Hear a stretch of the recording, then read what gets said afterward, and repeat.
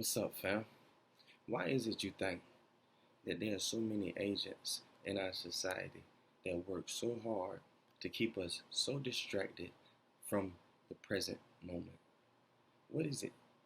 What is it that you think that the powers that be fear about you and I dropping this thing that we do in our head where we obsess over things that we could never change in illusionary ways with an illusionist, the master illusionist at that, the ego, the biggest liar you'll ever meet, the biggest con man or woman you will ever encounter. I'm talking about the most foulest, sneakiest, snakiest partner that you will ever connect and link with. Right on the inside of you. The same way you talk as a woman about men. The same way you talk as a man about women.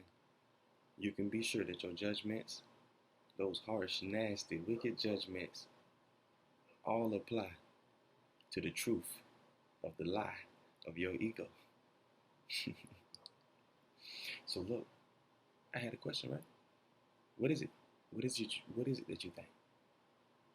Why is it that we run and dodge and hide from the present moment every opportunity we get? Why is it that when we do become present, why is it that when our presence is presently in the present moment, it takes nothing but a tiny whisper from the inside to knock us back off course and get us stirred up in another whirlwind of thoughts, imaginations, vain pictures, and a host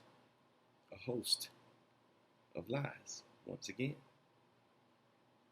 I'll share some with you.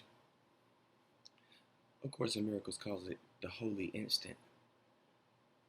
The holy instant is the presence, the truth of the presence, to be spiritually present, to be present from the inside out.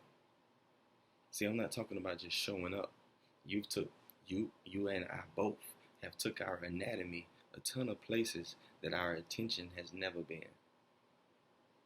You and I do a host of extremely dangerous things like driving vehicles, ordering food, eating food, partnering with people,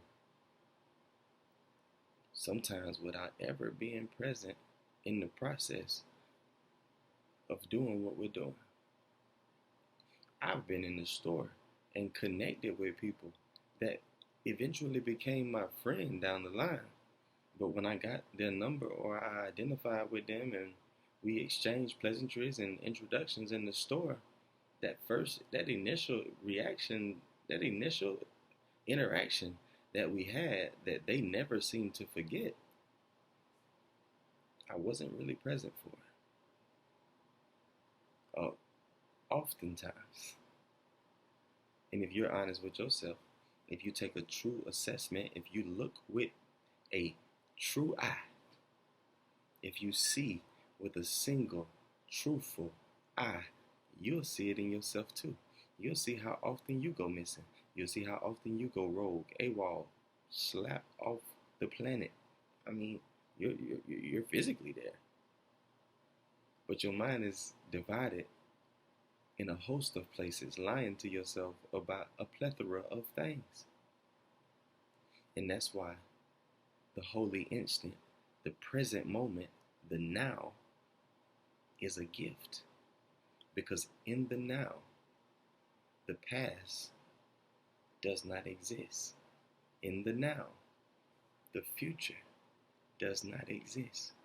In every single anxiety, every single anxious thought that you've ever had, every single fear that you've ever entertained, every single thing that you've obsessed over in imagination that could possibly happen was based on prior knowledge from the past or a picture of a future that you have yet to ever experience.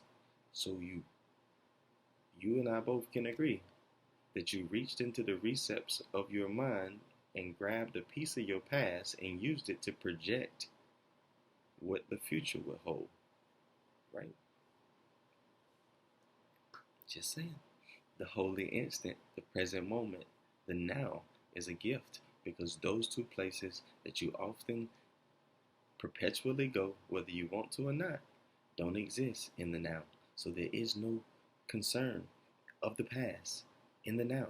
There is no judgment in the now, because every judgment that you have of the things that you experience or the things that you're going towards or think you're going towards based on the things behind you, every single judgment that you've ever drafted and submitted, whether publicly or privately, was based on the experience of your past. So if you eliminate your past, you eliminate your judgment. You eliminate your judgment, you eliminate the chaos that you live with, that you think you stuck with, and you're left with nothing but love. Judgment always rests on the past, for past experience is the basis on which you judge. Judgment becomes impossible without the past, for without it, you do not understand anything. You would make no attempt to judge, because it would be quite apparent that you do not understand what anything means. You are afraid of this because you believe that without the ego, all would be chaos. And A Course in Miracles says, yet I assure you that without the ego, all would be love. Without the ego, all would be love. If you didn't have that thing on the inside of you telling you every time somebody else was wrong and every time somebody else was right, when everybody else needed to be celebrated and when they needed to be condemned, when they needed to be shunned, when they needed to be lifted up, when they needed to be celebrated, when they needed to be paid, when they needed to be punished, when they needed to be hid away, when they needed to be exposed. If you did not have this conversation going on the inside of you, you would not be left with chaos. That conversation is chaos. You've just grown so adapt to the chaos on the inside of you that you think it's natural. And you think if you let that go, you'll be left with what? Chaos? You'll be left with a peace that surpasses understanding. You'll understand the peace that you didn't understand from the standpoint of chaos. You'll be out of the chaos and into a peace that you'll then understand. But from within the chaos, all you can do is what you've been doing. Get peace on your mind and project what you think peace is based on a past experience in your life when you was happy or thought you was happy. Because if you was really happy, you'd still be happy. Because happy ain't conditional, just like love ain't. And I mean, I'm keeping it light because the conversation is so heavy. But I'm asking sincerely, like, do you know anyone? Do you know anyone that lives beyond conditions? Do you know anyone that is at no point in time ever circumstantial? Do you know? I'm not talking about for the most part, for the majority of the time. Because if you do something sometimes and you do something else other times, you cannot accurately say that what you do is of your identity unless you're double-minded. And it's a truth passage for you if you're double-minded, if that's the truth of you. If the truth of you is you're naturally double-minded, then that means that you're naturally unstable in all of your ways. Maybe we're all double-minded when we're roaming around in the dark, trying to entertain the beauty of truth and the hideous idiocracy of the darkness that we entertain, bouncing back and forth between the two, equally convinced that both are real, even pushing the narrative that there's a war between the two. And though we say that the good always wins, we're constantly telling a story that seems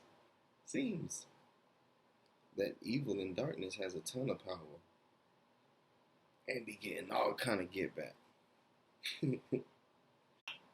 But genuinely, who do we know? Who do we know that is beyond circumstance and beyond reactionary moments and beyond letdown and disappointment and beyond disillusionment and properly identified by the truth and the truth alone at all times, living inside of a expression of a peace that seems to be something that I can't explain. And to be real, some of us are so dark that it don't take much but a little bit of organized chaos for us to be looking at something that we can't explain. So we can't really say, oh, we know somebody that's living expression of peace. Yeah. Some of us been in the dark so long that even Even a sample size Sam's portion of peace is something that we can't recognize. So there's definitely different levels to our partnership with the darkness. Some people are in the darkness under the impression that they know of the light. And they think that they're better off than those who are in the dark, thinking that the dark is all that there is. But for the one who's walking in the dark, convinced that he knows what light is and is just choosing to go in the dark, continue in the dark, there is no one in a more dangerous place than that person. He or her is under the impression that they know something that is of themselves. Again, remember, everything that we think we know, everything that is within us is of our past, and everything behind us clearly has no value, which is why it's behind us. Like if it was so valuable, either we would still be back there or we would have strung it along with us. It's behind us for a reason.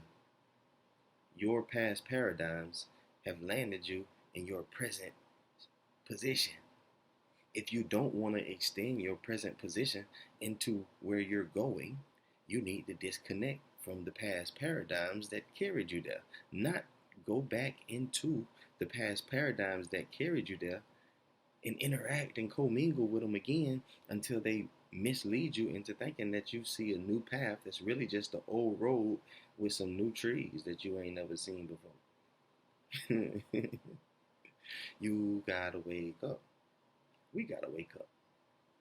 We all go back to sleep. Just because I pushed record and I'm gonna post the video and I'm gonna say what I never say, hey man, push subscribe, like the video, because I be forgetting to say that because I really don't care. That's not why I be here. But we gotta grow the channel so that people can come into awareness. Remember, we want to share the truth that has set us free. Ain't no way you gonna hide something that delivered you from something so terrible as what you have called life in the past. If you was delivered from what you call life in the past and you had been experiencing something new inside of a whole new experience, I promise you, you would not still be walking around talking about the same old things that you was talking about before. You'd have a new conversation. You'd have a new facial expression. You have a new routine. You have some different thoughts.